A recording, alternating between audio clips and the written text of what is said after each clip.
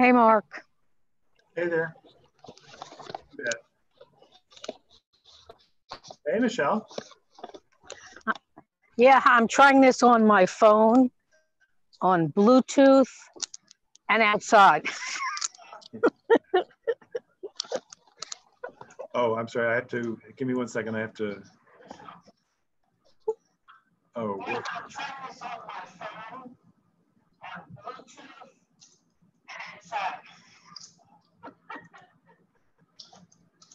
I have to mute the other thing. Wait. Oh, wait.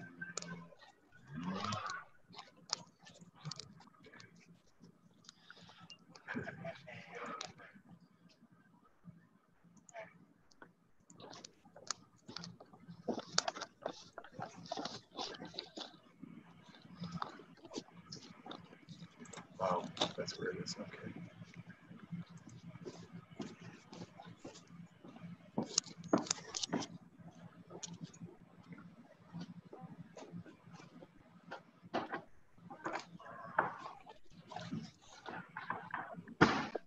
Hi, Blanche. Hi. Thanks for joining. Thank you for having me.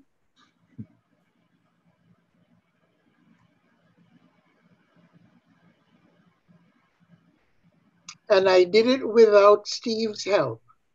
Cool. Well, that's a good thing. Yes, it is. Now, we can't see you, but can you see us? I certainly can. Excellent. Okay. You wouldn't want to see my black and blue jaw.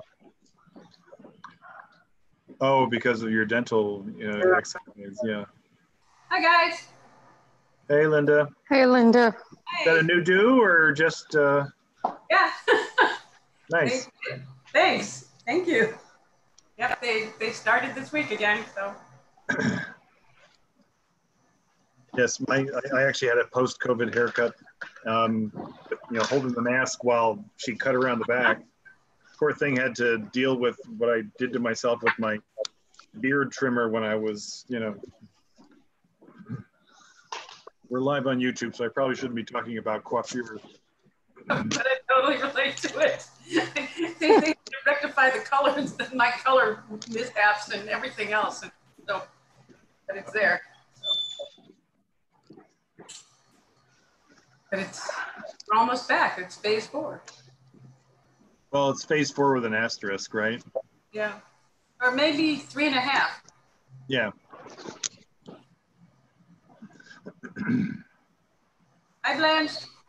Hi, Linda. How are you? I'm good. How are you? I am well, thank you. Okay. Are you using a phone, Michelle? Yeah, I'm using a phone and a Bluetooth, and I'm not home. And so this has been very interesting to have to learn how to do all of this. It is challenging.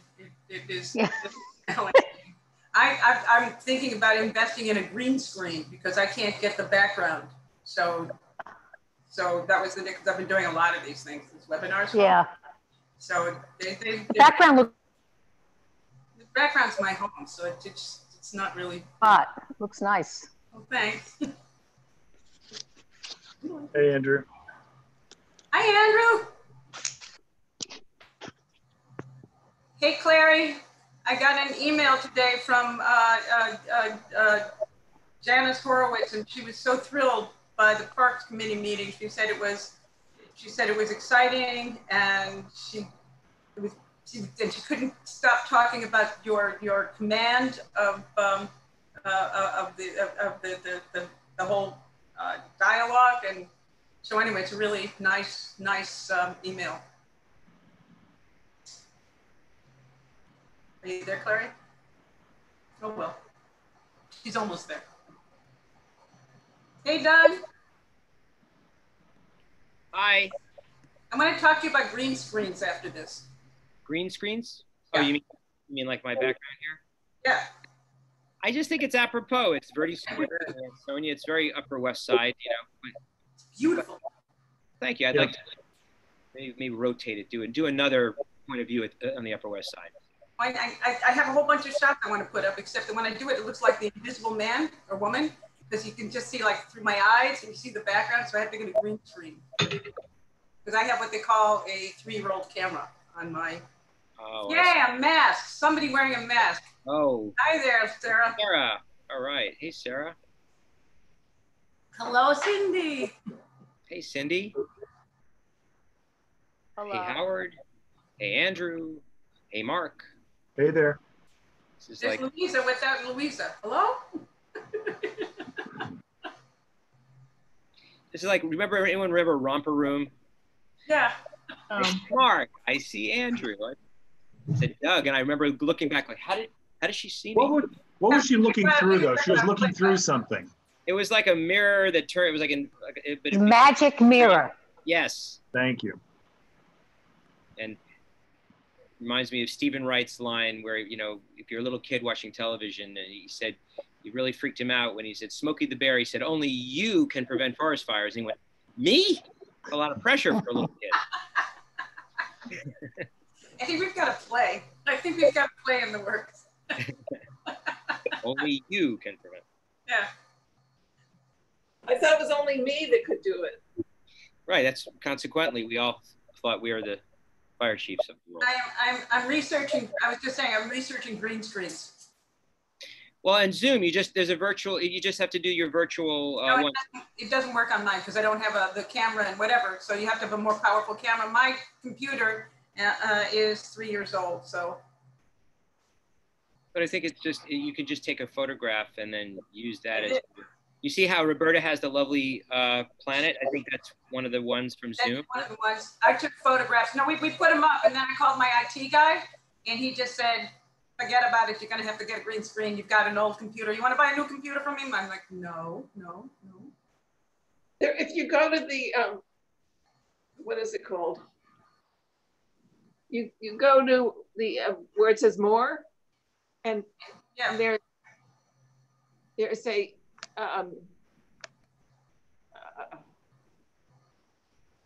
virtual backgrounds. It says virtual background. Right. You can go to your pictures and download a picture into the virtual background. I did all of the above, except that it breaks up because I don't have the bandwidth for it, literally. So I have to get a green screen. Well, I just want to give mad props to all of the board members when we started talking about this in early March. And I said to Mark, we can't not do meeting. We have to do meetings of some sort. There's this thing called Zoom. We should be using it. And what a difference a few months makes. Like, everyone's on it and using it well. So Mark, that's largely thanks to you. Oh, no, remember it was that team of folks that was you, Rich Robbins, Doug, Bob Wyman from the community, a bunch of other folks. They all conspired to teach me how to spell Zoom, let alone how to use it. We take it day by day. I remember Skype was like a miracle, and then we had the Google, and none of them worked like Zoom. Zoom really kind of, it's more fun. Oh, really? Take that back. Fun might be going a long ways, but so hi folks, it's 6:32. So I'm going to more or less call us to order. We do have a quorum of steering. So the first order of business is to thank you for having a quorum of steering at 6:32 p.m. It's really terrific when people show up on time and helps to make meeting management that much better. You'll see on our agenda that the first topic was the budget one, but this budget issue, which is both DNS and the budget itself, is going to be informed by a discussion with our council member, Helen Rosenthal, who's running a little bit late. So what I propose to do is to jump to number 2 rather than have a piecemeal budget discussion. Number 2 is to talk about what, if anything, we want to say as a board with respect to the potential for using outdoor space for schools. You may have seen a piece in the New York Times that was published in between the time in which this was put on your agenda and today, talking about some of the advantages of this and actually recounting some interesting history that apparently this was done during the Spanish flu epidemic of 1918, as well as various bouts with tuberculosis in outbreaks here in New York City in the early 1900s, as well as other times as well. The Community Education Council tomorrow night will be taking up a resolution that also calls for the creative use of outdoor space and has additional facts and thoughts. This was kicked around a little bit at Transportation and I believe also at YEL. I'm not certain of that. Yes. Say again, Ken? Yes. Yes, okay. As ways in which to mitigate some of the effects of return to in-person learning to the extent that we do that. And I don't think we are as a board, but I'll listen, obviously, I'm curious for your thoughts as to whether whether we can opine on whether or not folks should go back to in-person learning in schools.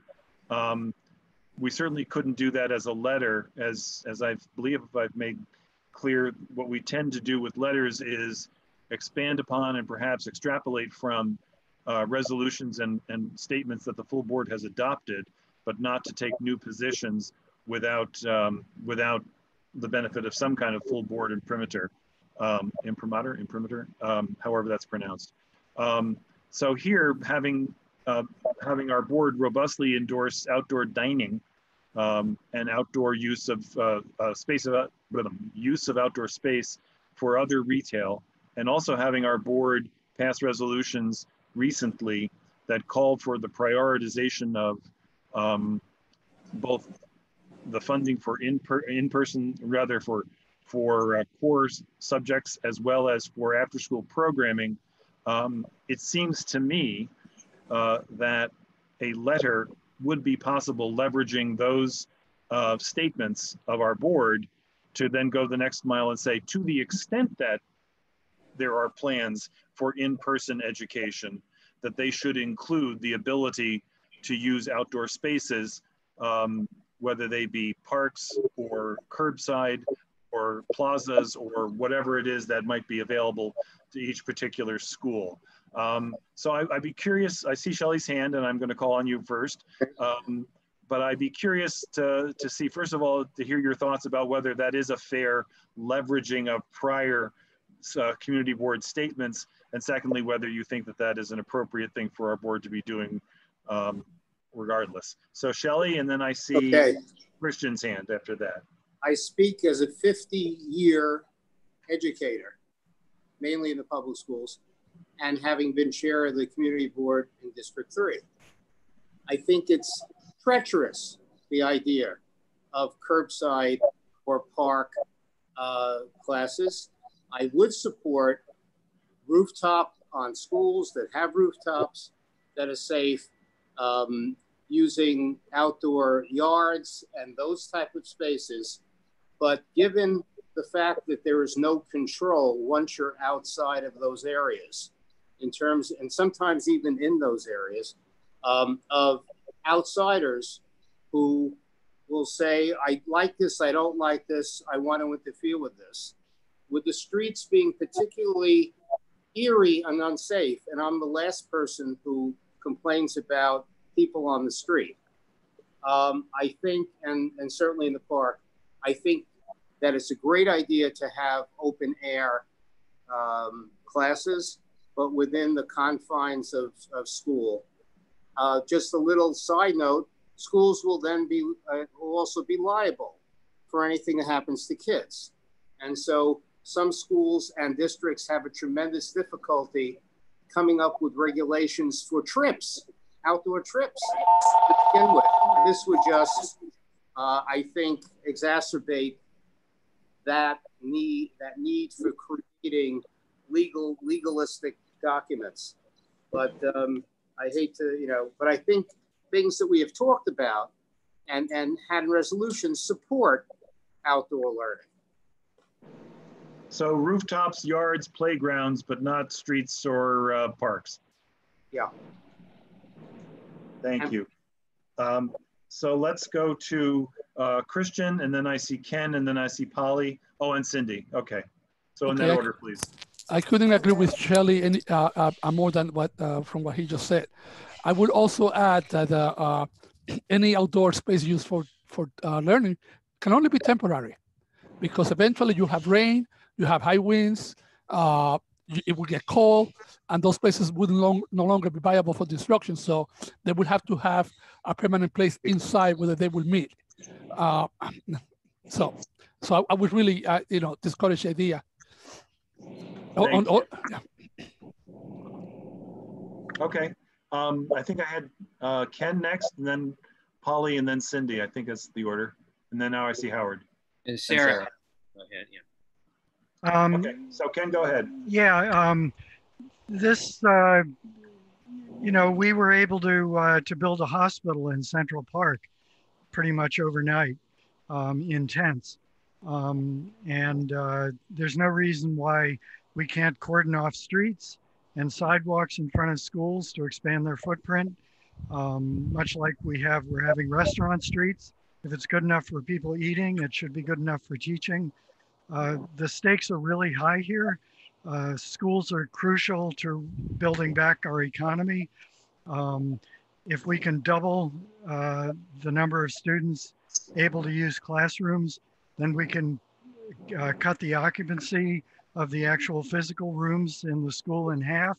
And that means more people, more parents who don't have to stay home, which also is a big help to the economy. As I said, we had this pop-up hospital. This is not a time to be operating out of fear. I'm sure that the city would ultimately be liable. We're talking about public schools. We shut down streets all the time. They're called play streets in the middle of the day. Nobody talks about liability issues. We don't have problems with that. We've had open streets for several months now. This resolution could just be, or the letter could just be calling on the city to explore this concept. We don't have to necessarily be advocating for it. Okay, thanks. Let me see. I think I had Polly next, did I? And then we'll get everybody. I think I had Polly next. Go ahead. And then. So I just got off a call with the president of the UFT because I'm part of the reopening committee.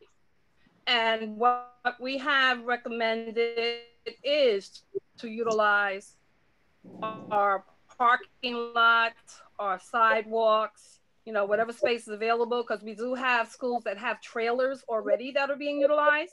And so we are exploring that as an option because there is limited space, especially for the elementary school and junior high school students. So we are exploring the fact that we should utilize outside space. So I agree with Shelley and everyone else who spoke that yes, we can use that space in a productive way.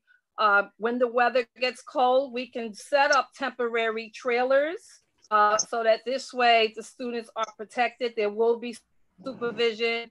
What about when they're trying to screen the students? They have to hold them somewhere, right? So it'll take an hour to 2 hours for the students just to get into the building. So we have to come up with a better plan while they're waiting to be screened, okay? And to make sure they have PPE and seated, they'll be standing around for at least an hour or two. So they should have somewhere that they can sit down and receive some type of enrichment way in building. So that's something partly exploring. So I do feel that, it would be good to look at it in our area. And yes, we could put a statement to that effect saying that, we do support any other options that may be available so that the students aren't standing outside for 2 hours, just waiting to get into a building and then having to exit, within 2 hours, because classes will still begin from 8 to 3 o'clock. Okay. So that's something that should be looked at. Polly, just to understand, you said that you agreed with Shelley, but Shelley was pretty clear that he thought that it should only be spaces that are already appurtenant to a school. Well, he did identify the rooftop. He did identify parking lots. He did identify sidewalks. Okay. Playground. So those are the areas that we're talking about. Okay, just wanted to make sure that the union is speaking about now. We want to utilize all spaces that are available because different schools have different spaces. And so there are parking lots next to the school buildings. There are sidewalks, you know, the plaza basically on 97th Street. That's a very wide boulevard, you know, so that would be comparable to setting up a temporary shelter for the students because they shouldn't be standing out in the rain or in the snow or in the cold waiting to get into the building when we could utilize that time to give them instruction.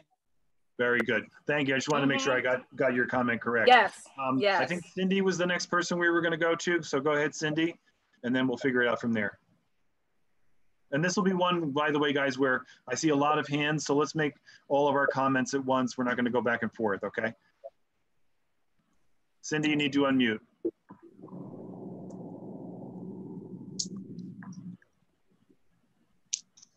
Mark, at some point, I'd like to comment when my turn comes. Thanks, Blanche. Sorry. Okay. Can you hear me? Now we can. Yeah. I just wanted to disclose that I sit on the board of a funded school that serves 80 some odd children with language-based learning disabilities. So they all have IEPs. And I've served on the task force about reopening. And one of the things that that school wanted to inquire of the community board and the council member about was potential use of the street as a type of a play space. I agree with Ken. Especially for children with IEPs, there's a lot that needs to happen for them during the course of their school week. Our goal is to serve every kid every day in person if possible. And to have the flexibility of using the outdoor space, the extra outdoor space, would just be one other tool in the toolbox that the administrators could use. I know that safety is a very valid concern, but I don't feel that the community board should substitute our judgment for that of the school administrators as to what's safe and what's not safe and what can and cannot be done. You know, unless you walk in their shoes, you don't know, you know, what they're capable of. I know our classes are very small with a teacher and an aide, so there is a lot of adult supervision that goes on.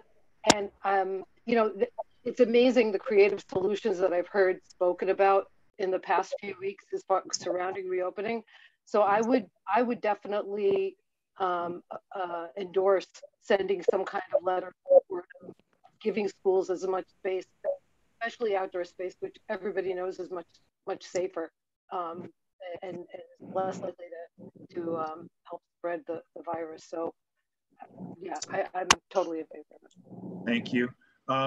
So let's go to some more hands. I'm going to take Blanche and then I'll take Blanche, Howard, Courtney, Andrew, Stephen, Clary, Paige.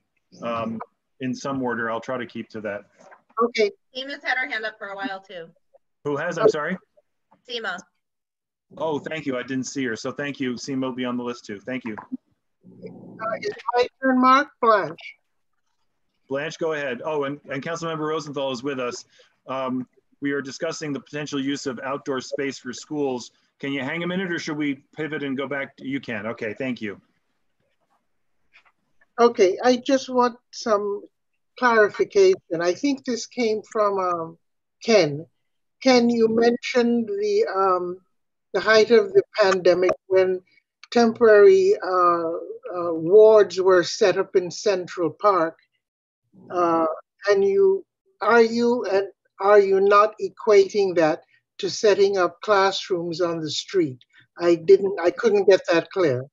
Yes, I was. That's not the only possibility. No, I understand that, but heated tents they were set up in the early part of the 20th century when tuberculosis was rampant. I know what they were set up, but I see a vast difference between setting up a facility in the park and setting it up in the street. But I just wanted to be clear about what you said. Shelley, I, to a great extent, agreed with you that setting up a classroom situation curbside would be hardly appropriate. Is that what you said? Yes. Okay. I'm sure all of us have seen the curbside dining facilities, and somebody else mentioned that. And I don't know if any of us are thinking about something comparable to those for classroom use. I just don't know what people are suggesting when they say curbside. Well, it probably is something akin to what restaurants are doing. So let's assume that. But I'm hearing you as a no on that idea, and I think that. No, I think we will be exposing our students, our faculty, parents who might be waiting to auto emission. Students would be cheek to jowl with traffic. So that would be an absolute no. I think somebody excluded parks, and I'm not sure why. I would just say for the Upper West Side here where I am, there are a number of playgrounds that are contingent to schools. There is a mammoth playground that runs from 100th Street in Amsterdam to 102nd, from Amsterdam over to Columbus, where one could set up multiple classrooms. That's under the aegis of the Parks Department. But just to cut it short, I would just say that we should do some looking into what park space, and there are other places in the 80s. Okay, so just say we should look. I just would say that we should look into park spaces that are available and usable, and we should not rule out the possibility of getting trailers, because at 163, which is next door to me, classrooms have been held in trailers for years now. So all these are possibilities.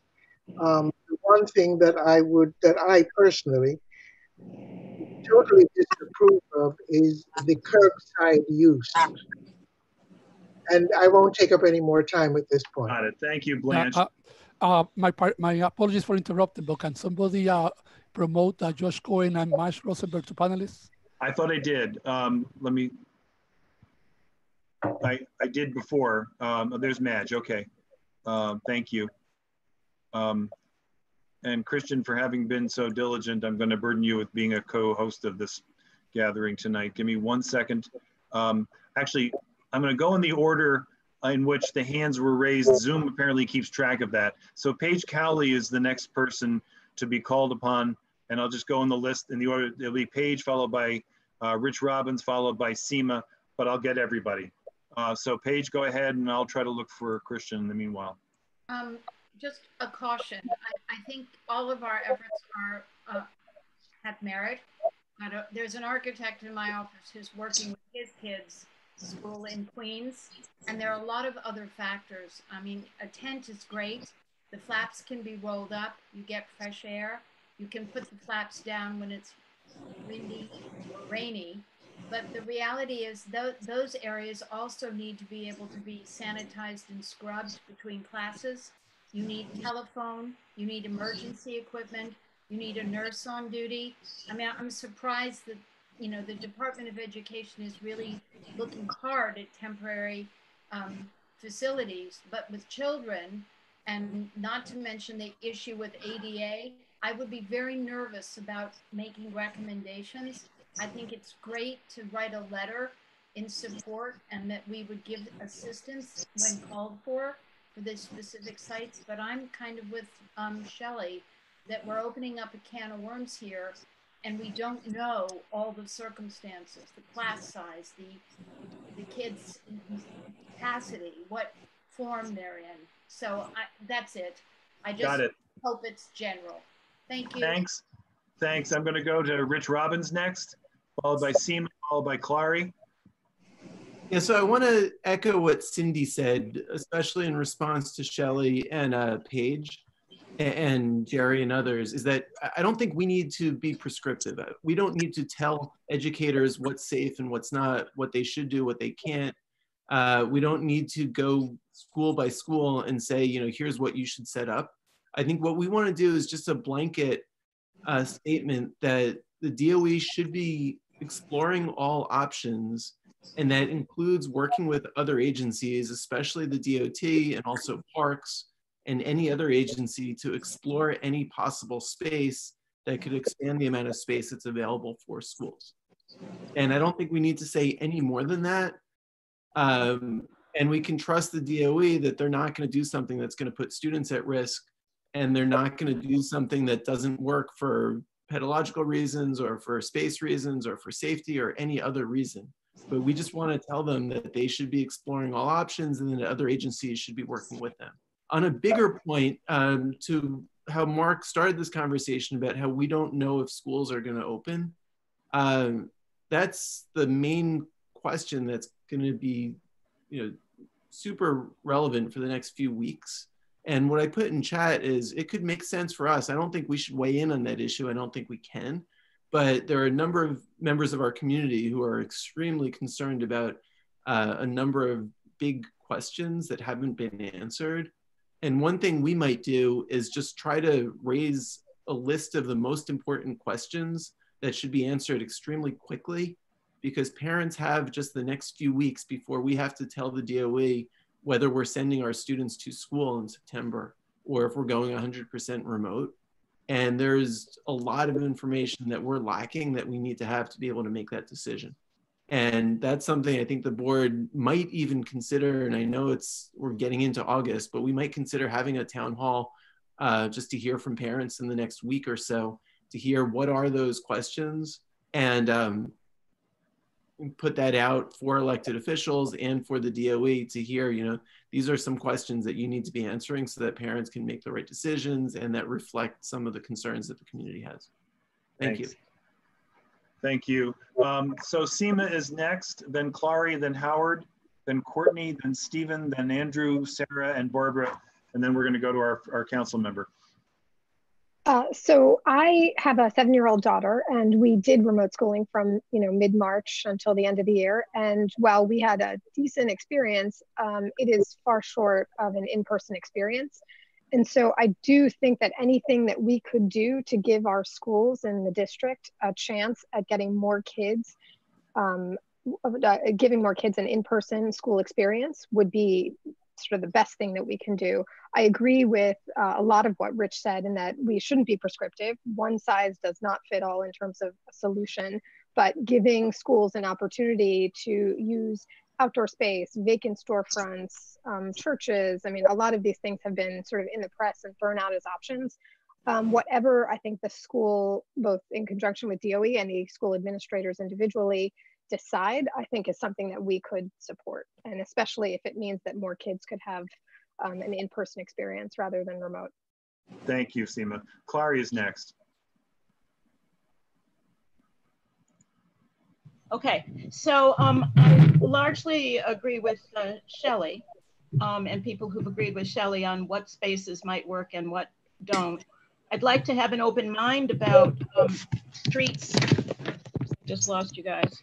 Am I still there? Yeah. You're here. Yeah, I'd like to have an open mind about the streets in front of schools, the adjacent space, but I suspect that between issues of weather and safety and noise and cleanliness, that probably those spaces are not going to make it.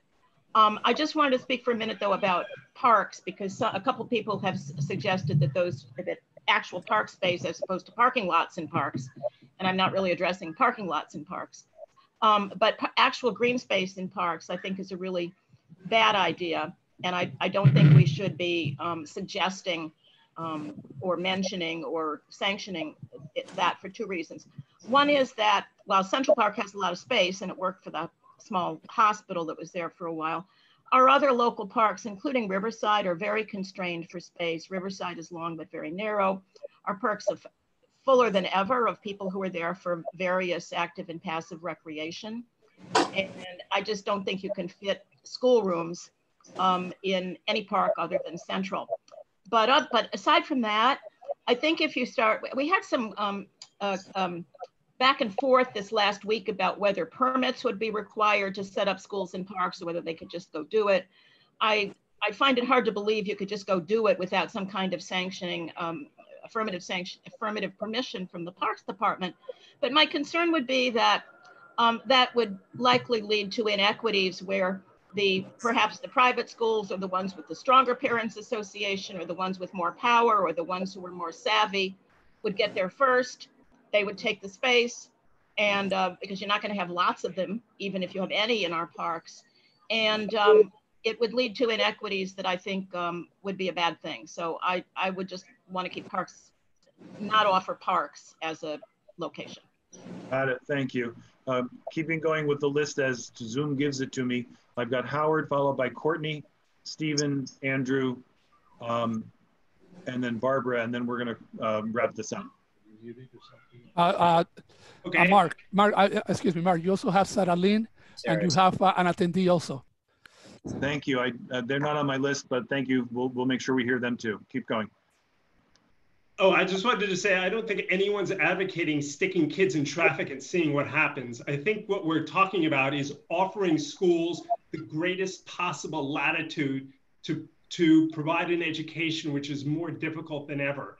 So to the extent we can give them another tool, a closed street, I think it's really critical because of how difficult it is. And in terms of lawsuits, this is America. Anyone could sue anyone else for any reason at any time. Kids have one shot at an education. And again, the street may not be the appropriate place for it, but they should, again, this is an incredibly difficult time for both educators and students. We as a community board should be advocating for these people to have the greatest tools available to teach kids. And if it's inappropriate, it's inappropriate. Far be it from me or from any of us to say what they can and what they can do, what they cannot do.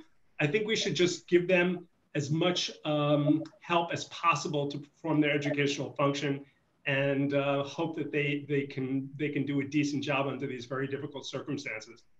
Thank you, Howard. Going next to Courtney, followed by Stephen. Yeah, I'll just echo very quickly what I think we're starting to hear, which is that I agree with what Cindy and Rich and Seema and Howard all said. And I actually think at the last YEL meeting, what I believe we began talking about was the fact that we as a board do best when we support the decision-making processes and the decisions made by those with the greatest, most specific expertise versus coming out and making some very specific recommendations. So like Cindy and Rich and Seema, I'd support a general statement that encourages schools and officials to really think creatively while addressing both the opportunities and constraints that are specific to them, whatever those may be, because we don't have the expertise to do that. But I do think that to miss the opportunity to really encourage schools and the officials to think creatively is to really do a disservice to our kids. As someone with a young child, the idea of extended distance learning is not exciting to me. So anyway, I'd support a general statement like so many others have already mentioned. Thank you. Stephen is next, please. Yeah, so I'll just build on what Courtney said. Again, this came up at YEL, as if everyone doesn't know, and it kind of led into this at the end. What I said there is what I'll sort of reiterate: a general statement of exploring opportunities of different spaces I would be in favor of. I think that for me, there's no bigger issue coming in education. So the idea of giving educators the opportunity to do things and take advantage of this, I support. And I would think when we time to vote, I just think about this. We're talking about that, exploring spaces. I think one of the challenges since I've been on the board is sometimes we have a tendency to dig into the weeds and the details and say, I'm not going to vote for this because it could be cold in December. And that's not what we're voting on today. We're not voting on whether we have ADA compliant. We're not voting on whether it's cold. We're not voting on whether there's going to be a classroom out there. We're just offering a general statement of this is something to explore. To me, that seems fairly obvious that this is something we should explore. And when they make that decisions, we can have meetings. I would see us at YEL having a very specific meeting and discussing that and having a resolution either in support of the details or against the details. but this is a resolution or a statement just to support the idea. And I can tell you this, we're in a time of crisis, and the idea that we wouldn't explore something because of things that could happen, but we don't know, seems counterproductive to the way I would think about it. And I would encourage us to support this idea for that reason. Thank you. Thank you. I'm going to turn to, oh, there's Sarah Lynn. Great. Okay, Andrew Ritchie is next, then Sarah Lynn, then Barbara Adler. And those are the last hands. Although I think we have one in among attendees. And I will be glad to take that hand as well, as long as it's about this. Thank you. Can you hear me? I just put on these headphones. You're doing great. Great, thank you. So I don't know if you've seen my video. I've just been in multiple rooms in a small apartment because we have a 4-year-old daughter who's about to be 5. It's been extremely difficult trying to work, have a life, schooling inside. I think we need to look at every opportunity under the sun, moon, and stars to figure out what we are going to do in the future. I know as a parent with a daughter who's going to be in kindergarten next year, I want her to have an experience that she and we will remember for our life. This is a crisis unlike one we hopefully will ever see ever again. And we should use this opportunity to enact big, bold policies and see how it goes. Everyone talking about safety, of course, safety needs to be paramount. I don't think anyone questions that, but I agree with all the sentiments. We need to support a plan to look at every option we have, and then those people that are responsible for determining what is safe, what is not, should make those determinations. It's as simple as that. I don't think it's complicated. Let the people who have to deal with those decisions deal with those complexities. But the cost and the impact of not doing anything is so much larger than us actually taking action. I'd love to look back at this, and I think that kids could have such an amazing learning experience, and one that they will probably never, hopefully, have to do again. So I'll leave it at that, and I just think we need to support this for these reasons right now. Okay. So anyway, so I'll leave it at that. Thank you. Thanks. Let's go to Sarah Lind, Barbara Adler, and Richard Ash was in the chat, so I'm going to call on him too, but then I'm going to cut this off. Okay, so Yeah. Sarah, you're next, Barbara, then Richard. Thank you. I just wanted to say, well, a couple of things. You know, Clary mentioned that the parks might be an equity issue, and I wanted to say that this is absolutely an equity issue. Families, essential workers, people who don't have childcare in their home but need to go to work still, they depend on schools to educate their children, but also to take care of their children. We're talking about a blended model where families that, again, need to go to work and don't have reliable childcare are struggling to think about how they're going to manage their children. It was difficult in the spring. It's going to continue to be difficult. The more children we can get into schools in a safe way, the more equitable our city will be. So that, I think, is a top priority. And, you know, we need to have space. I also want to say Kristen Savov was in the chat. So we serve on the PS166 SLT together. She's the chair. We were discussing this idea as an SLT and supportive. Richard Ash mentioned, you know, we could close streets next to schools. I think that's exactly what we're talking about. PS166 is on 89th. It's a narrow, crowded street. There are 5 educational institutions on the street. Pickup and drop off is crazy on a normal day. I mean, it's so crowded. Having social distance, having the kids get in there in any kind of socially distanced way would just be impossible with the buses coming, with all the, it's crazy. So what we're talking about is potentially closing a street like that at pickup and drop off, for example, so that families can spread out, we can take kids' temperatures, whatever needs to be done. So we just have that flexibility. And then also just exploring other creative options where we can get kids into open spaces. So I think it's absolutely an equity issue, and equity calls for being creative about this. I also just wanted to mention, because I wasn't able to join the YEL committee, but I know that the District 3 Green Schools Committee had written a statement. I'm not sure if that got read into the record there, but I will just copy and paste it into the chat here, and I'll put it in the minutes as well. And then just last thing is, I just wanted to ask what we're talking about doing. I know you're talking about a letter, Mark, but like, do we need to vote on that? I know we can't necessarily do a resolution because we don't have full board in August. So I just wanted to clarify the logistics of how we move forward, but I'm in support. So we were talking about one or the other of those two things. I'll interrupt for just a second. In order to be timely, it would have to be a letter. But since it's a letter, it can't break new ground. It has to build on something that we already have a statement in support of and consensus. And so I'll summarize that way. If there's a will to have a resolution, which of course will be voted on September 1st when all the plans are already made, that's certainly something we can do as well.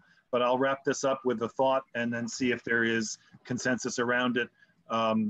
They're at. So I have now Barbara Adler and Richard Ash, and then one person in attendees, and then I'm going to call the question, not call the question, but wrap this up.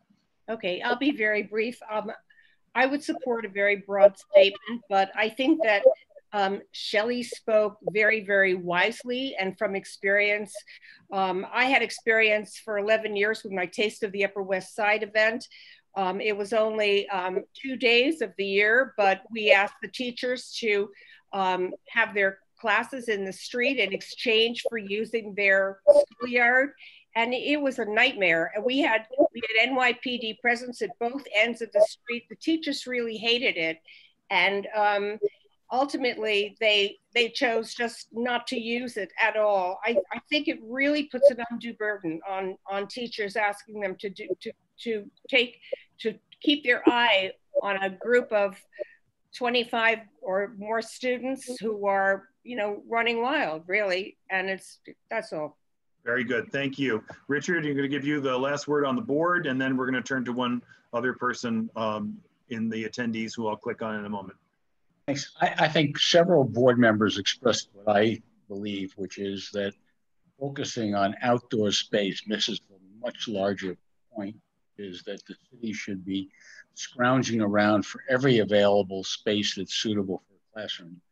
That includes hotels, that includes theaters, it includes churches, it includes after-school centers. And to focus solely on outdoor space really doesn't, it's a small percentage of what might be available in the city. So I would favor, if we're going to write a letter, of course, a resolution I think is out of the question, it'd be too late. But if we're going to write a letter, I would favor a much broader, as Rich Robbins said, much broader letter. We can mention, as Sarah said, closing the streets because that's a specific request. In terms of procedure, I wonder whether, although we can't write a letter as a community board building on what we've already done, I wonder whether a letter subscribed by every community board member in his or her individual capacity, rather than as a community board, would have the same effect. In fact, it might have a greater effect. So you could pen a letter and then circulate it, and everybody wants to sign on can do that, and it would not be constrained by any prior discussions of the board. Okay, thanks. I'm going to turn to, it's Mark Daniel Friedman. Hi, Mr. Friedman. Are you, yes, I believe we can hear you, so please go ahead. Sure, I'll introduce myself. We're a family of multi-generational educators. Myself, starting in the 60s, at a time when educators were had more influence over the teaching in the schools. As a result of that influence, education, number one, ensured safety and security. I'm sure that's completely lost now, judging from the comments of everybody on the committee, but that was always job one. I mean, if you took a class trip, you would not go into the street. The idea of putting the children into the street was unimaginable. Now, Mark started the conversation with curbside schooling, and I know Mark has an agenda about curbside parking. Howard brought it up in his comments as well, so I know it's in the back of some of the people's minds. However, putting kids in the street the way you would put restaurant diners in the street is incomprehensible. Children are not diners. Children are impulsive. Children don't sit down to a meal. Children are not supervised by a waiter and a maitre d'. There's one teacher, 30 children. Putting them in the streets is not my idea of safety or security. I want to actually go through and read to you some of the comments that took place during this discussion. You will be aghast at what you said. Thanks very much. We're not going to go rehash the chat, but I thank you for contributing to our conversation. I think given the hour and the fact that our council member is patiently waiting for us, that it's time to wrap this up. What I propose to do, since I think we all agree that a resolution voted on in September misses almost the entirety of the point, is that I will draft something in the way of a letter that takes in and is I was about to say schooled, forgive me, that is informed by all the comments, including those from those who have expressed significant concerns about particular uses of outside space, and informed by the call for a much more general letter, the much more general call for creative space that professionals think is safe, so we don't wander into areas that that are beyond our expertise or the expertise of some. I don't want to speak for you all, but certainly beyond my expertise. And I will circulate that to this group, to the steering group. And if that works for everybody, we can either sign on to it as individuals or as a board if we think that there's consensus around that and that it's a fair statement of our previous statements. So that's what I propose to do. And I want to wrap this up and thank you all for those very helpful comments. And I think that we'll end up with something that certainly follows the lines. And if we're way off still, we can continue to work on it. I hope that will satisfy the consensus that I hear developing throughout this meeting. Great. So thanks very much for that. I'm now looking for our council member, who I believe had to change from computer to telephone. And so Council Member Rosenthal, are you with us? I am. Can you hear me? We sure can, and we thank you very much for joining us. The agenda item that we want to welcome you to discuss is in part relating to our district needs statement and our work for that. But in turn, there's and I'm going to turn the ball over to Cindy Cardinal, who is the chair of our Budget and Strategy Committee. But to sort of tee it up, you were obviously one of the members of the Budget Negotiating Committee, and we're confronting the idea of trying to make recommendations both as to district needs and as to budget priorities with respect to the fiscal year 22 budget. And we were hoping that we could hear from you on any topic about that you want to share with us, but especially about the severe budget cuts that we already are experiencing, and the ways in which the current fiscal 21 budget was balanced, which may be a one-year one-off. And then I'm going to turn it to Cindy and follow up on more specifics on that. So is that a fair question? Can I ask you to comment on that? Oh, sure. Happy to answer in 30 seconds. It's a really important question. I want to get to it. Just real quickly, if somebody can let me in, for some reason, my phone is saying that I'm still waiting to connect. So if someone who's an administrator sees my phone number waiting, that would be great. Does it end in 483?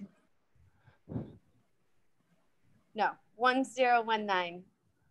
I don't see that on my list. Oh, that's weird. Okay, but anyway, here we are. So, look, I am a member of the budget negotiating team. I don't know how closely you all followed the drama of that vote and the negotiations, but my overall comment is that we went too far in our cuts. I believe that we cut beyond the fat, well beyond the fat, and that the cuts are falling on those who most need social services. So it's why, one of the two reasons why I voted against the budget. And if you're interested in seeing my statement on that, Mark, maybe you can send that around. It was in one of my e-blasts. Or I'm happy to send it out to get that around to folks. Specifically, we went too deep in our cuts to education, to senior services, to youth programs, and social services in general. The mayor put together a plan that includes $1 billion in using $1 billion of pension reserves, which he's actually not allowed to use. And so by including it, he's basically saying if the federal government doesn't come through with money, or if the state does not allow us to borrow, then the city will take bigger cuts on its workforce. There will be furloughs, there may be pay decreases, and he says he's working with the unions now to determine what those cuts would be. I have fought very strong over the last 2 months for two things. One is the state giving us the option to borrow, which can be imagined differently than the borrowing in 1974, when it was, the nature of the crisis was very different than what it is now, number one. And number two, we've now already done our cuts. So I think the oversight should be very different for borrowing. And the second is that we, for just 1 year only, unwind the securities transfer tax rebate. This is a tax that's on the books, has been on the books since 1905, is a good source of revenue to the city and the state. And the state is now discussing the possibility of unwinding the automatic rebate that's on this tax. And if you're interested, I can talk more about it. In terms of the community board's district needs statement, you know, I would urge you to focus on basic government services with an eye toward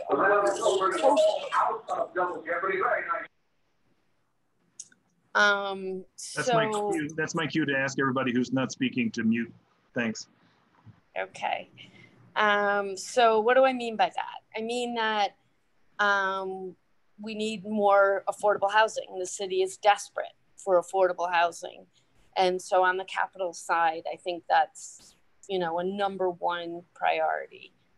And then on the expense side, you know, we need more funding for food. Our pantries are being overrun. We need more funding for our schools.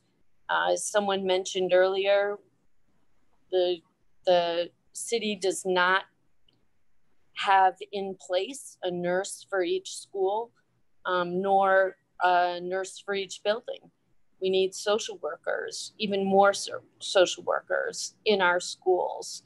The administration has cut some social workers.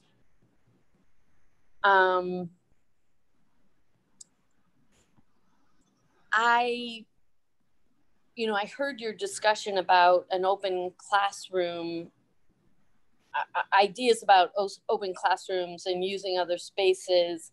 I think, you know, the DOE doesn't know yet until it surveys until each school surveys their own population of students and teachers, schools just don't know whether or not they will need more space.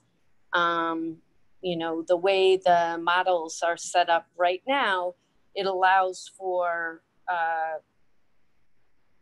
you know, only a half or a third of the kids in the building at any given time. So I think the Department of Education feels confident that principals are going to work out a 9 students to 1 teacher ratio in all the buildings. But so I'm a little less worried about space now, not saying we shouldn't be, but you know, the proof will be in the pudding on that one. But immediately we need nurses and social workers in every single school. So those would be my top budget priorities. Great, thank you, council member. I'm going to ask Cindy Cardinal, the chair of our budget committee, to sort of jump in here and bring us, focus us a little bit more in terms of questions, what you think we ought to be talking about, Cindy. Hey, Cindy. Unmute. There you go. Okay. Hi, Helen. One of the things that our budget committee was actually talking about was how the list of most pressing issues overall that New York City Planning puts out, and as far as I know, it's what they're using still this year, doesn't have some of the issues. I mean, you can check other and write in, but affordable housing, yes, is on there. Schools is on there, but you know, maybe issues surrounding racial equity, that's not on there. Issues surrounding COVID-19, supporting small businesses. So there is a lot of stuff that sort of issues that have always been there, but maybe, oh, not COVID-19, but issues that have been there, but maybe have risen to the top through the pandemic. So we were kind of discussing that. And we were also talking about our goal this year, which is to reach out to organizations outside the board. And I think that goes to your point, Helen, about cutting beyond the fat. I think we need to find out what beyond the fat those organizations are seeing as cuts, and what we need to ask for, you know, beyond obviously nurses and social workers in all the schools. Affordable housing, I think, was our #1 priority last year. Great. Well, you know, but funding for food pantries, and so that our committees need to, yeah, our committees need to be reaching out to those organizations to say, you know, to get more specifics, and also to have maybe have them advocate as well and include their letters in our district needs statement, which is not something we really did so much last year. We didn't have so much supporting material, but I think we'd like to include that this year if we can. Yeah, it's a great point. And I would reach out to the usual suspects, and, you know, Project Find and its senior centers. Obviously the senior centers are not open, but Project Find is being used as a cooling center. It's worth checking in with them. Goddard, you know, runs so many programs, including affordable housing, one of the Beacon programs, which is so important. So it's worth reaching out to them. And then the churches, you know, that are doing phenomenal work in terms of getting food out to people. Mm-hmm. And West Side Campaign Against Hunger, the other staple. And they will all tell you they need more funding. Right. And so I haven't combed through the budget. And I don't even know that I'd be able to read between the lines, because I know how sometimes budgets are written where you're not 100%. Right.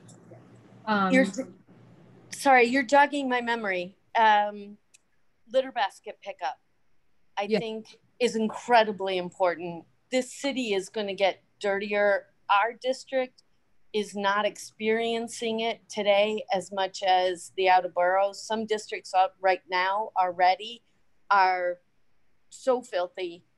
They're cutting back litter basket pickups, so it'll only be one day, if that, on weekends, possibly holidays, and then only 3 days a week for regular pickup, which used to be 5-day-a-week service. Cleanliness is going to become a serious problem, which then, of course, you know, means rats are going to be a serious problem throughout the city.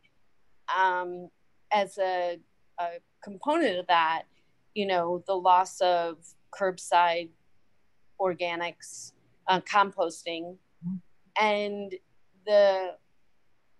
there was also a major hit to the community composting. It got cut in half. Mm-hmm.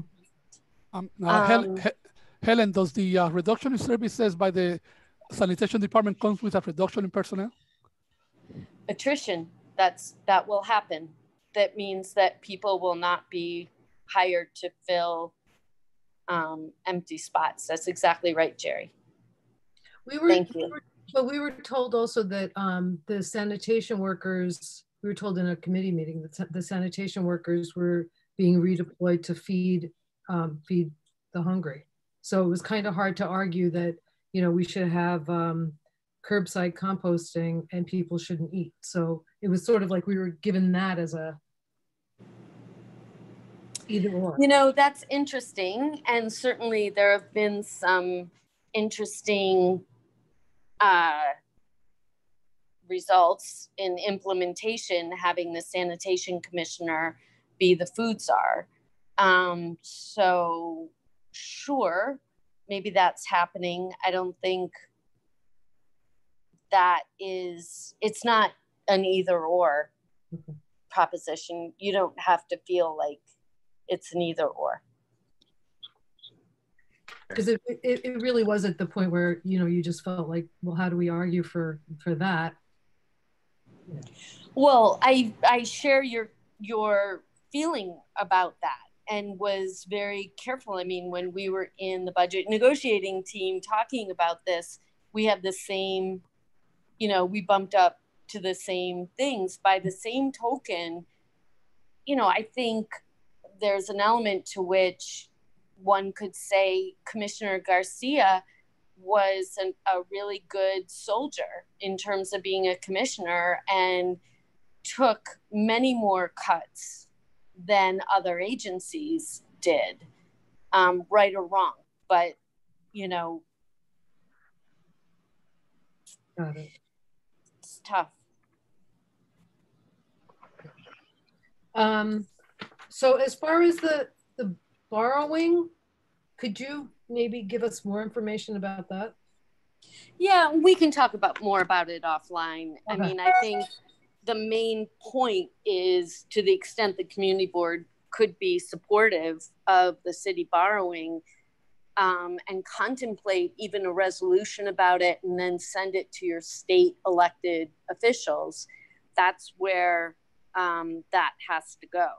And I'm sorry, I just wanted to highlight that our June 2nd resolution on education funding did include an endorsement of borrowing in order to fund some of the putbacks of education cuts that we were proposing.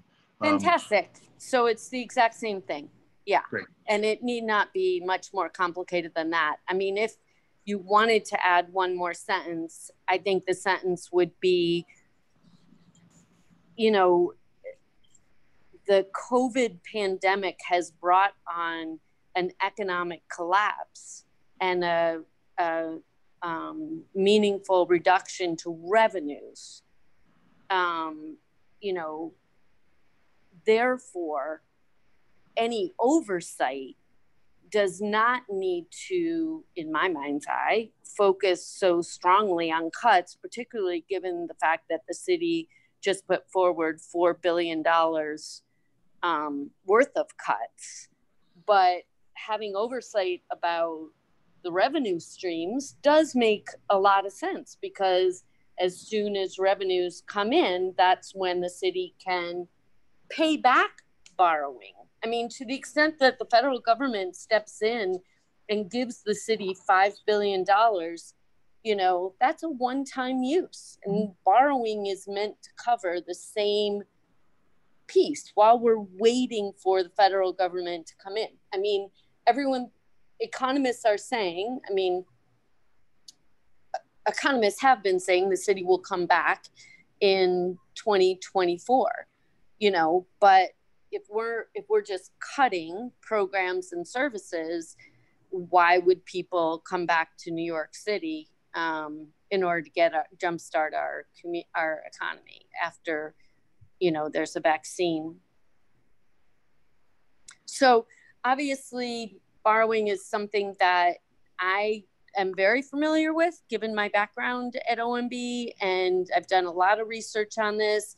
I've written an article about it in The Nation, but you know, we don't have to go into the details here at all. Happy to follow up with anyone. Yeah. Okay. So borrowing to provide basic services. Where have I heard that before? Oh yes, the MTA. Yeah, I mean, look, you better. I mean, MTA is screwed. Yep. Sorry, nothing personal. Despite your best efforts, Andrew. Very good. I'm going to open it up for a few questions for the council member. I see one among attendees. Mr. Friedman, please make it about the topic under discussion. You should be able to unmute yourself.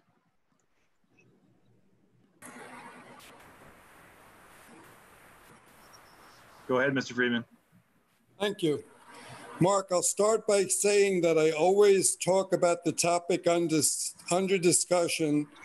I have found that I have not always been taken directly with what I say, but I will continue.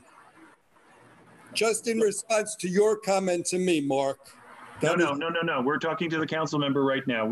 You and I can talk offline, as you have been a frequent flyer in my inbox this week. You're welcome to do that again.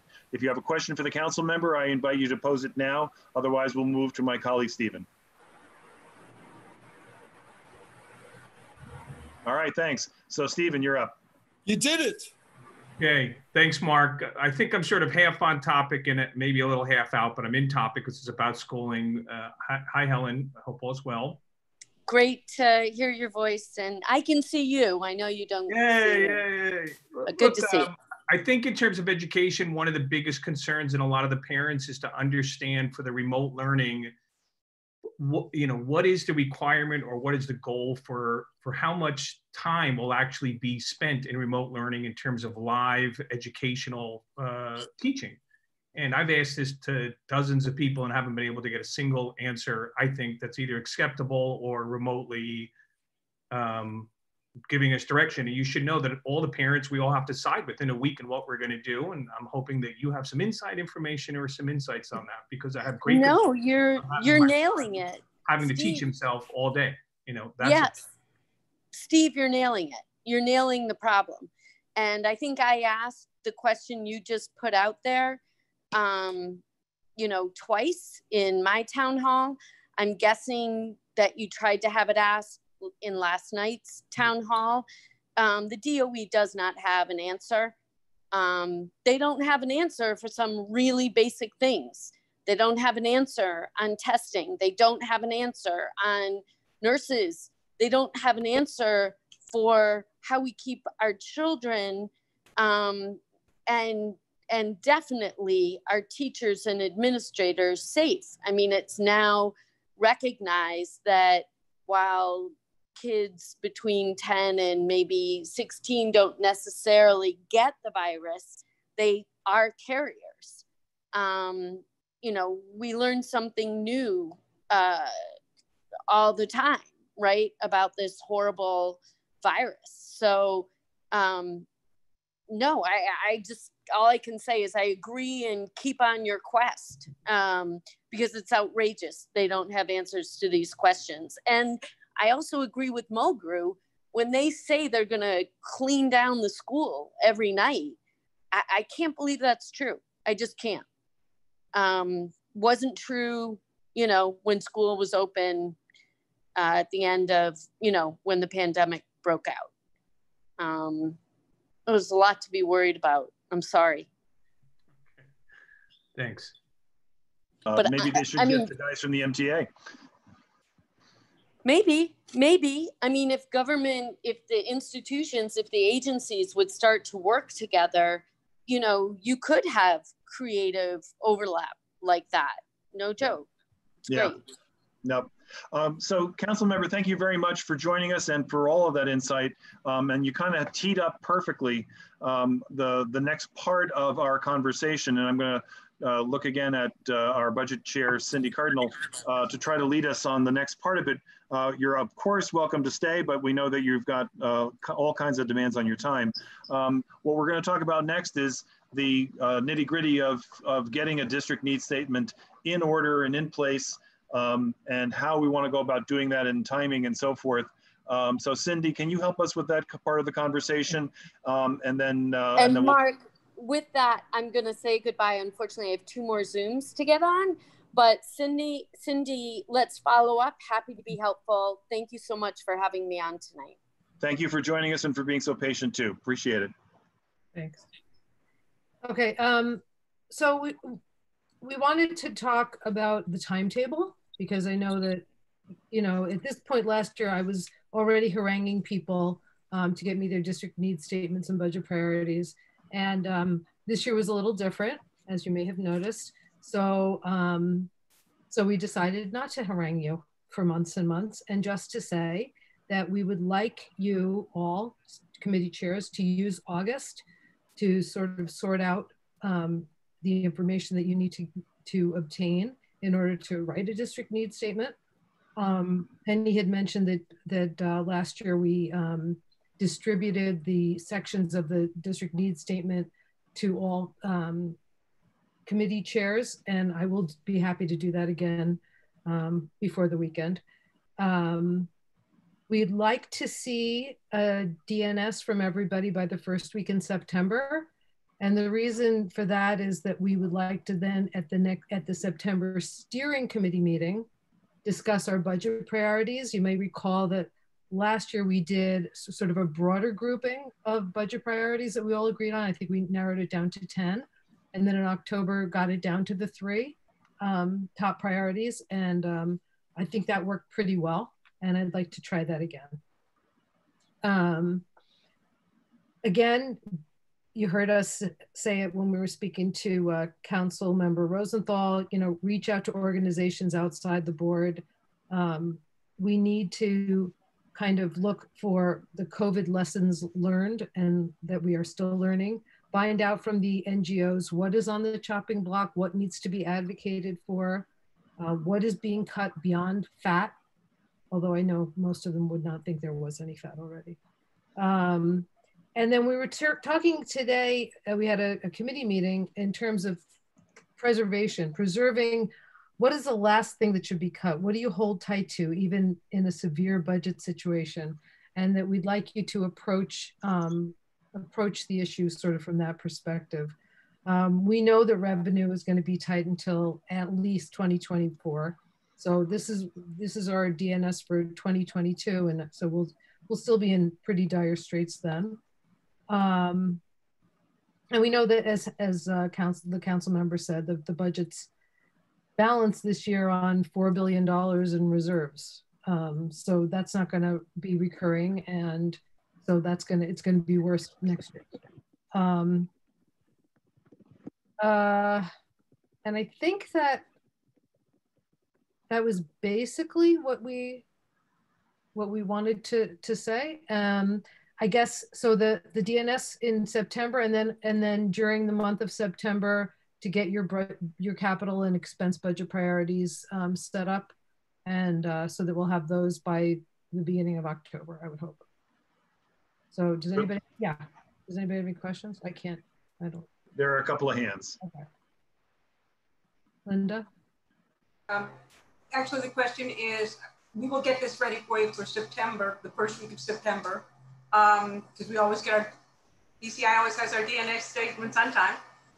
Mark, I wanted to ask you, can we have Christian, don't hate me, but can we have a meeting, a committee meeting in August then, so we can go over it with committee? A lot of committees find that it's more efficient to do this offline, but if you want to have a meeting, you absolutely may. I don't know. Christian, how do you feel about that? I don't think we may need to have a meeting itself. Why don't you and I discuss it offline, and if we need to, okay. we'll just make a meeting to talk to the members. I'm not going anywhere, so if you need me, I'm here. Yeah. Okay, fair enough. Thank you, and thank you, Cindy. Thanks, Stacey. Cindy, one question. Sure. Are we considering a COVID needs within this DNS? Are we considering what? COVID needs. Yeah, I mean, I think that we'd be ignorant if we did not try to see this through the COVID lens. Okay. We have to, especially with restaurants and all. That's why I think it's really pressing that we get this right. So, one of the things that we added was that the budget this year took a big cut, but Beverly had pointed out earlier that the city took the extra money that was sitting and has added that to the budget. So for the next year, that money is gone. There's no extra. And from the projections that I've been reading from the Independent Budget Office, we're not going to see revenue like we've had until maybe they're predicting at the earliest 2024, but it won't be the same revenue that we had in 2019. So we're probably looking at 2026 before we're back, if God willing, the COVID-19 vaccine comes and people are treated, it doesn't come back to haunt us. So we really have to concentrate on that.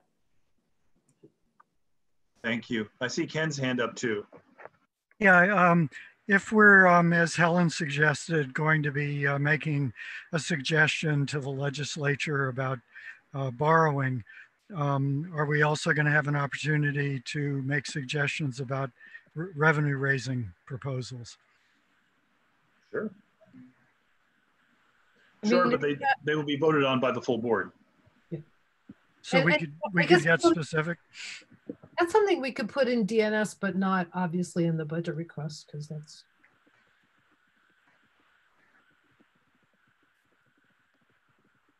Right? I think so. There's got to be a way to include that. Okay, well, I guess that's, I don't see any more hands up. So those are what we're seeking to do. And I'll give everybody their section of last year's probably before the end of the week. Thank you. You're welcome. All right, many thanks. And we have a terrific budget committee this year. Cindy is no longer toiling in the weeds by herself. Roberta, Bev, Penny has been very active in it. So we're grateful for all of that expertise and interest in a topic that a lot of us would lied over. Mr. Friedman, I see that your hand is up. Can you? I'm going to give you a chance to speak. I'm not sure if we've already covered that topic, but I'm going to give you a minute to speak on this if that's what you're asking to do. Yes, that is what I'm asking to do, Mark. I'm curious how the community board feels its role to suggest raising taxes and to suggest raising borrowing. What does this have to do with the community board? I know that people like to play as if they're the legislature. I understand that. It's a big thrill. But please, I'm begging on behalf of the community, please listen to what your neighbors are asking. Thank you, Mr. Friedman. Thank you, Mr. Friedman. That's plenty on that. The answer is that the community board is charged on the city charter with commenting on the budget. Revenue as well as expenses are parts of the city budget, and that's why we are trying to make some sense out of a very difficult situation. And we do listen to our community, as you've heard throughout the evening tonight, and all the work that's done offline. So I thank you for your comment. I am moving us along on our agenda. The next item on our agenda is reference to the work on equity, race, and ethnicity that is ongoing. I thank all of you for the contributions you've made about potential ways in which we can work harder on some of that, including the possibility of an event or meeting that is dedicated to that. But meanwhile, many of our committees have done notable work that I want to call out just for a brief moment. In June, both the YEL and HHS committees had meetings that were very much focused on the need to infuse issues of race, ethnicity, and equity, especially equity, in the budget process, as well as other matters that were under discussion. Those were resolutions that you voted on at the July meeting, but we made our work on that known to our council members as a work in progress. BCI has in the next work on this is an event tomorrow during the day, and I'm looking at Linda and Christian to please give us a few words about the event that's coming up tomorrow and from a BCI perspective. Is that a good enough setup? That's great. First of all, this is Madeline Innocent's idea to begin with, to reach out to minority-owned and women-owned businesses, some startups, some existing, but as we know, a lot of the minority-owned businesses had a hard time with PPP and getting appropriate loans. We have an incredible panel tomorrow, much good thanks to Madeline, but it includes senior member of a senior officer from Ponce Bank, which is a community funding bank. We have a prominent attorney, real estate and general business attorney, and we also have senior members of the diversity committees from SBS and the Office of Comptroller Stringer. So it's an exciting panel. It's an exciting dialogue. There will be granular information about, helping small business owners find funding, where to find it now, why they didn't get it, how they can better get it. So I'm hoping all of you will join us. Christian, you want to add something? And only that part of the discussion will be also what they need to do to get that funding. Great. Very exciting. So thank you for that incredible resource that you're going to provide to the community. And tomorrow at noon, and by the way, kudos for both of your meetings being during the day when business people can actually focus in on them and join and make use of them. So thank you for that work. I'm going to move our agenda along unless I see an objection. A brief note about committee agendas. I see that it's 10 minutes of 8, so I'm not going to wax eloquent on this. A lot of the committees are doing what we asked you to do, which is to plan your agendas ahead. We're grateful for that. Please remember also to give Penny and the district office as much lead time about those agenda items as possible, especially during COVID when issues seem to cross boundaries. I encourage everybody to do what you always do, perhaps even a little bit more robustly, which is to check in with each other in terms of committees and overlapping jurisdictions. We've had a lot of joint meetings lately, and I think that's terrific. Rather, Transportation and Parks and Environment had one recently, or a couple recently, and I think that is a very effective way to get all of our work done in the most collaborative way possible, and I'm grateful for that. I renew a thought that came up in the spring, that wherever possible to draft your resolutions in advance. I'm happy to receive them in advance and to put them up as screen shares whenever the right time comes. And so I thank you for that and ask that you get that moving along. The next item on our agenda is the full board agenda. I am happy to keep the order in which we've been operating, and the September full board so far seems to be a fairly light agenda.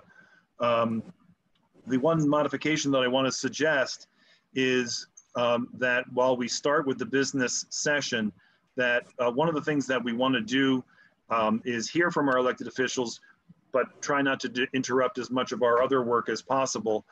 So what I'm proposing to do is to have a set time, and it can be movable depending on the length of our anticipated business agenda. When we invite our elected officials to come, I tried that this past month. Our business agenda kind of went past that time, but it did seem to work a little better. And I was just wondering if anybody had any comments or alternatives that they would like us to consider with respect to the full board agenda. So I see Roberta's hand and Elizabeth's hand. So the two chairs before me. So I welcome everyone's input, but certainly yours to kick this off. So I'm going to go in that order. Why don't you go first? Roberta goes first, then Elizabeth. We'll go in reverse chronological order. Mark, I think it's very important to have the business session first, but I would suggest a little time management, that you look at which is something I did when I was chair, which is to look at the items, figure out what the impact on the community is, and allow a certain time frame for each item. So, you know, if you think one is going to have a bigger block of people that want to speak, then you allow, you know, let's say half an hour or 40 minutes. If you think something like BCI is going to be a quick vote, you could allow 7 or 10 minutes to that. And then you have a time frame, and, you know, if it's a minute or two over, it's fine, but it seems to work better. And then you're at the point when the electeds can speak. Thank you. And in order to make that work, I'll need the input of the committee chairs who will be running that part of the meeting, and that's a good suggestion. And I'll do that for September, although I think we only have 3 items on the agenda. That doesn't mean we can't find something to take our time just the same, but I'll do my best to follow that good advice. Elizabeth, you were next, and then I see Rich Robbins' hand. Sure. So my question is just, I know the legislative calendar, I don't know who's actually going to be back from Albany and wanting to show up, you know, virtually or in person. I guess anyone can do that now. I think that's an important consideration as you think about when you do the business session versus the sort of government officials. I just have to say, Mark, that even when you say that we're doing the business session first, we have interrupted our meetings numerous times for public figures to come in, and they speak longer than they should. And, you know, when we had long meetings the last 2 months, we had them do that. And, you know, I think it's important for you to either, you know, set it that the business agenda is always going to come first, or you're going to take it month by month. In the case of September, if there's a really light agenda, I have no problem with you having the elected officials speak at the beginning of the meeting and tell them they need to be there between 6:30 and 7 or 7:15, or else, you know, that's it. Like they get a minute afterwards. And I know it's hard, but I just think it's been a real disservice to a lot of board members who give up their volunteer time when we have people talking about the same things, sometimes don't even know what they're talking about when they get on a call. You know, I think it's great to hear from them, but I think it just needs to be structured in a way that can be productive for the board meetings. Thanks. What I tried to do last month, just for full disclosure, is to push them later into the meeting so that the business session could be concluded. It didn't completely work out, but that was the effort. No, this is not an indictment of you at all. It's more just, we know that when elected officials and candidates and people show up at meetings, they're going to want to talk, and it puts an undue burden on you. So anything we can do to set some ground rules beforehand, I think would be amazing if we could do that, just to keep everyone on track for the volunteers who don't have to be in a meeting until 11 o'clock at night. I hear you. Thank you. Rich Robbins, you're next. Yeah, not sure how to do this, but the September full board meeting is still 6 weeks away from now. And I'm sure that there are going to be issues before the community, just given the crisis that we're in, that we're going to want to discuss and likely vote on at the full board meeting. And I'm wondering if it makes sense to have some kind of ad hoc meeting in advance of it, or some way of bringing up new business and voting on it, on whatever the crisis might be that comes up in the next 6 weeks.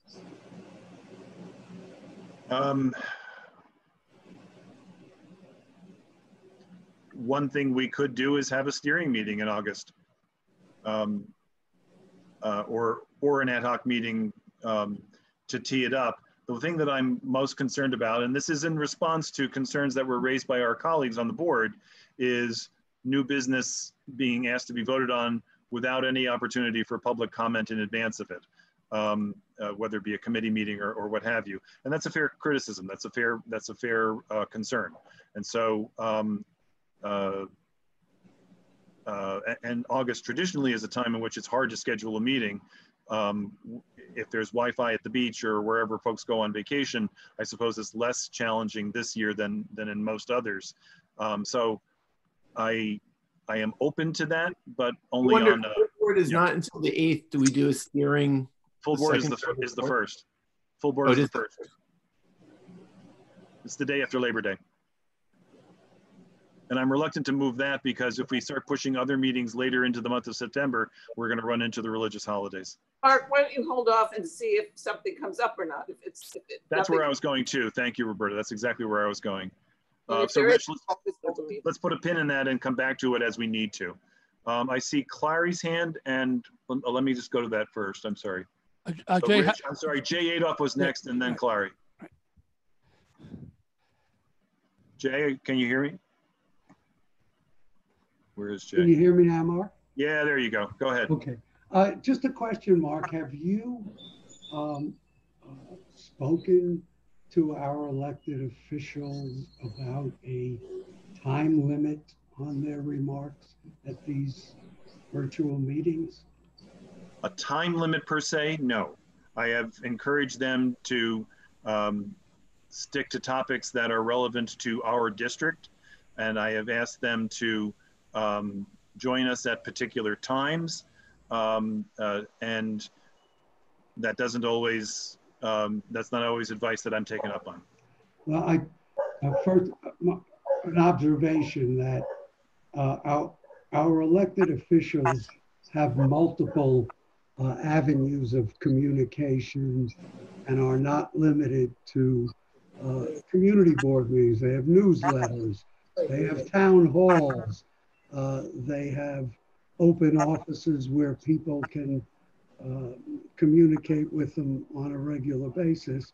And I know it's a bit dicey, I know it's sensitive, but in the context of virtual meetings where now it's so much easier for them to participate because they're around, they don't have to travel, and et cetera, I would suggest that you reach out and suggest a time limit on their remarks. And I agree with Elizabeth. We should schedule a time when that's set aside for those remarks, and if they don't abide by it, we don't interrupt the proceedings and we limit them to a minute. I hear you. I'm not sure I agree. That's something that we can continue to talk about. I am mindful of two things. One is that this is a key way in which it is a key service that we provide to the community. It is, you're right, not the only one, but it is. And I also am mindful that very often the resolutions that we pass are directed to one or another of them. And if we want them to take us seriously, then I don't know that we do that effectively by putting them on a timer. Especially Mark, they don't stay to hear the discussion about the resolutions.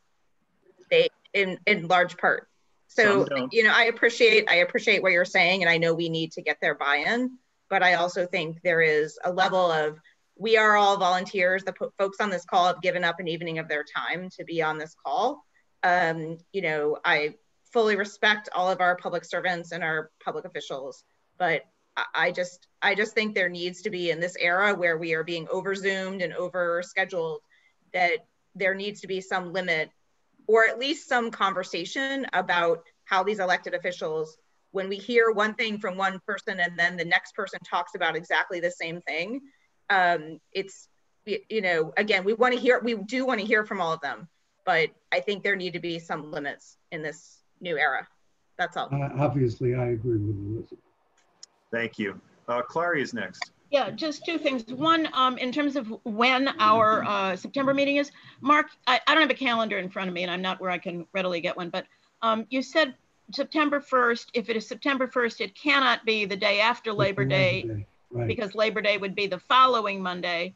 It is plausible that the first Tuesday is September 1st, in which case that's fine. In other years, we likely would have moved our September meeting to the following Tuesday, so we were not doing it before Labor Day.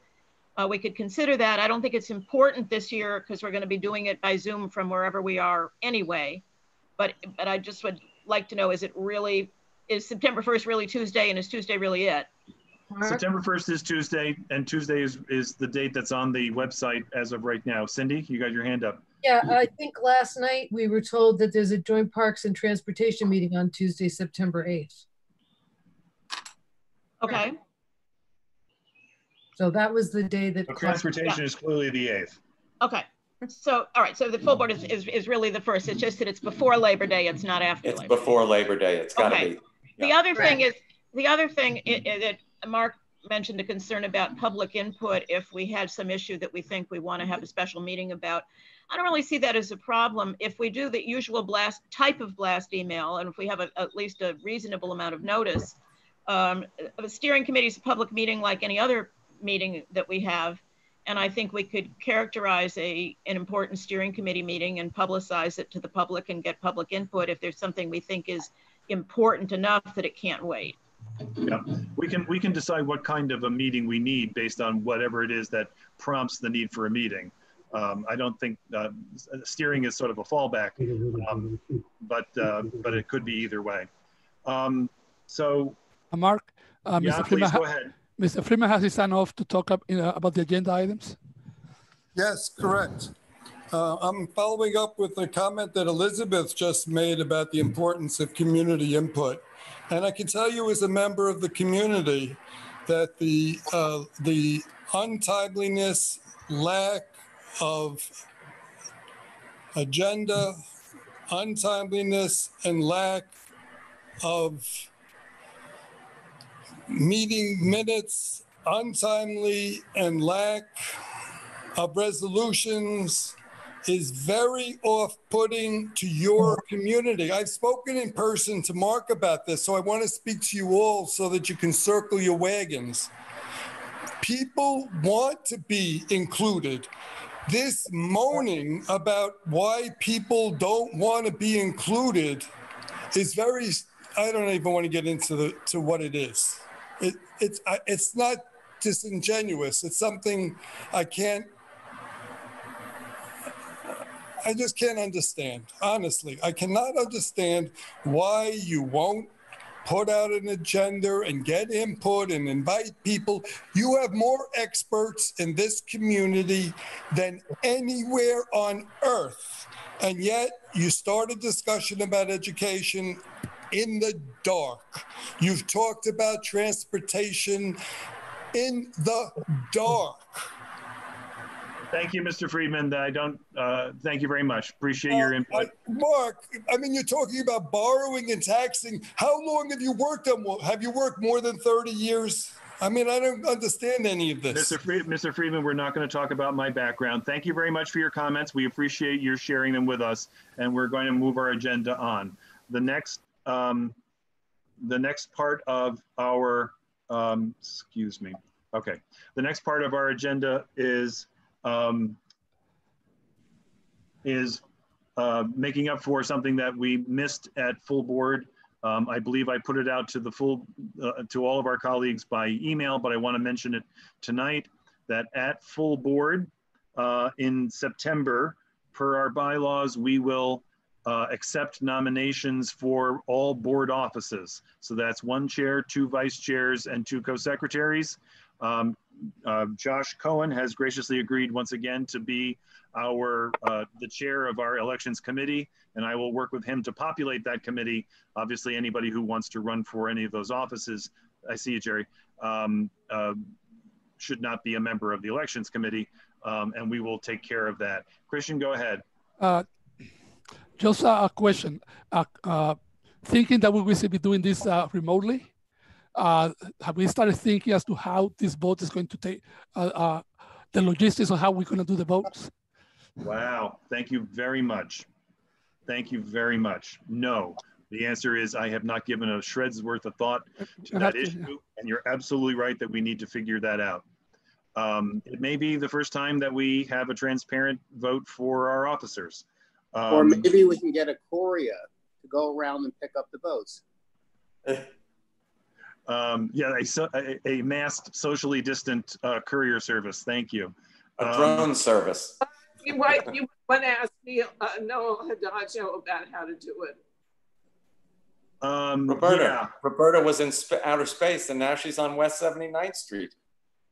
No, actually, I'm on 71st Street. Okay.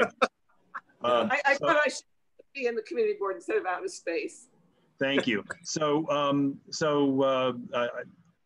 sorry. You know, maybe the once the election we have committee. a couple of weeks to work on this. Go ahead, Christian. Yeah, I'm sorry. yeah. Maybe when the election committee gets formed, they can discuss them among themselves and come up with a proposal. One possibility would be to use a polling function on Zoom to do that. But the committee should be able to talk about it and come up with a system. Okay. I think this brings up the urgent idea of appointing a committee to work with Josh. Yep, we'll get that done. Thank you. Then the only other thing is the review of the full board agenda, which was circulated and essentially has 3 items on it right now. There's a BCI. There's I'm actually not sure what. Parks and Environment. Yeah, there's a P&E, and then there are a couple of preservation issues. And is there one from transportation? Yes, there is on the 72nd Street bike lane. Got it. Okay, so those are the 5 items for committees. That will be the full board agenda for September 1st. And there it is. There it is. Okay. Oh, Christian put it up. Thank you. I was wondering how that got there. Thanks. Okay, so we can end that share. Do we know how controversial the preservation items are? I'm just wondering if we need to switch the agenda order at all between, I don't think the 72nd Street is going to be overly controversial, but there may be I don't believe it is. Yeah. I would never guess, but 2 of them are pretty straightforward. The other one we haven't heard yet, which is the Esplanade, the 305, that concerns some stuff on the roof. I don't know. That might take a little bit of time. Yeah. Okay. Okay. Looks good to me then. Okay. All right. Anybody who has any concerns about that, please email me. Hey, Mark. Yes, sir. The issue that was just brought up earlier about how the votes are going to be handled, I'm assuming will be an issue for all 59 community boards throughout the city. Will the borough or the borough's legal department, Gail's legal department, have anything to advise us on as a way of doing these things? Doing which things? I'm sorry. Recording votes. Recording votes for our elections. For officers? Yeah. Yes. I will absolutely check in with Rosie, who is April and Rosie, to see if they have confronted this issue. Other boards have held their elections already this year. So that's my first point of contact. And then we'll learn from there. It may be that we have to do a roll call vote. Right. Which, transparency wise, votes are always available to be reviewed at the board office, right. but not announced person by person. If that's what we have to do, that's what we do. Thanks. Okay. That I think concludes our agenda, unless there's new business that anybody wants to raise. Mr. Friedman, I'm going to encourage you to use the chat. We've heard from you several times this evening, and I think that is where we're going to leave this. Mark, one new business. Given the recent problems we had with having the agendas on the website, I just wanted to ask: do we know if there is an issue in terms of getting the information timely nowadays because of the pandemic, or was that maybe just a logistics issue on having to get adjusted to this new situation, and maybe going forward we won't have that problem? It's a little bit of both. It turns out that today Do It shut down completely. Right. Yeah, I know that. Yeah. Right. Yeah. So and we are always subject to Do It. There has been growing pains in terms of getting things coordinated between the district office and Do It, which is a function of adapting to working remotely. I have done my best to be in touch with Penny, who has been, in turn, she's been a terrific resource in trying to navigate these waters and get these things done efficiently. So I'm grateful to Penny for all of her support and help. There are things that we would all like to see happen faster, and I will commit to continuing to try to make that happen. Andrew? Yeah. Just because we've had so many discussions about the importance of getting people back on mass transit and how important that is to the future of our city and our way of life. Just as a FYI, today the Department of Buses announced an amazing app that can actually let you know how crowded the upcoming bus at your stop will be. Right now it's available for Apple devices. Next month it will be available for Android. And you can go on to newmta.info or MyMTA apps and see how crowded your bus is going to be. So we're moving in the right direction on getting people to feel more comfortable about getting back in the system. Except for those of us who use Android. Yeah, thanks. Yes. Blanche, go ahead. I know that the office, that you're limited in terms of administrative support. But do you have any ideas to when we may get a new board list? Thank you. I was trying to sort out the committees at the same time. Okay. But you're right that it's overdue, and I will make sure that happens in the next week. In fact, you can't see me, but I'm writing a note right now. I can see you. Oh, that's right. I can't see you, but you can see me. Thank you. A new board list and a new updated list of committee members on the website will both be coming your way. Mark, Thank you. Whoops, I'm sorry. I'm hearing different people. Who's calling? Roberta. Roberta, go ahead. The roster of board members on the website is incorrect. Thank you. Hopefully when we get the correct list done to you, we'll also get it done on the website. But thank you. Excellent. A motion to adjourn and have a healthy and safe summer. Without objection from me. Anybody else? That good? Second, third. All right. Second, third, fourth. Thank you all. Appreciate your endurance. Well done.